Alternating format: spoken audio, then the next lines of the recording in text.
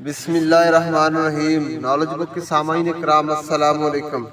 سامعین، آج ہم آپ کو نماز عیدین کا طریقہ اور نماز کے مستحبات کے متعلق بتائیں گے۔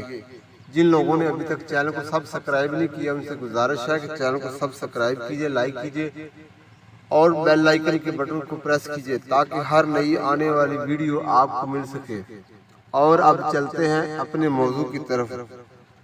پہلے نیت کرے 2 رکعت عید الفطر یا عید الاضحیٰ واجب ما زائد 6 تکبیروں کے، پھر تکبیر کہہ کر ہاتھ باندھ لیں اور ثنا پڑھے۔ اس کے بعد امام زور سے اور مقتدی آہستہ سے اتنی آواز سے کہ خود سن سکیں تکبیر کہیں۔ 2 تکبیروں کے بعد ہاتھ چھوڑ دیں اور تیسری کے بعد ہاتھ باندھ لیں۔ پھر امام بلند آواز سے سورۃ فاتحہ اور کوئی سورت پڑھ کر رکوع سجود کرے۔ دوسری رکعت میں فاتحہ اور قرات کے بعد رکوع میں جانے سے پہلے امام و مقتدی ہاتھ اٹھا کر 3 تکبیریں کہہ کر ہاتھ چھوڑ دیں اور چوتھی تکبیر کہتے وقت ہاتھ کانوں تک نہ اٹھائیں بلکہ رکوع میں چلے جائیں اور اس کے مطابق نماز پوری کریں۔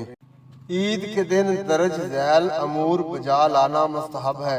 حجامت کروانا، ناخن ترشوانا، مسواک کرنا، اچھے کپڑے پہننا، خوشبو لگانا، عیدگاہ کو پیدل جانا، رستے میں تکبیر کہتے ہوئے جانا، دوسرے رستے سے واپس آنا۔ عید الفطر میں نماز سے پہلے صدقہ فطر ادا کرنا اور کوئی میٹھی چیز کھانا۔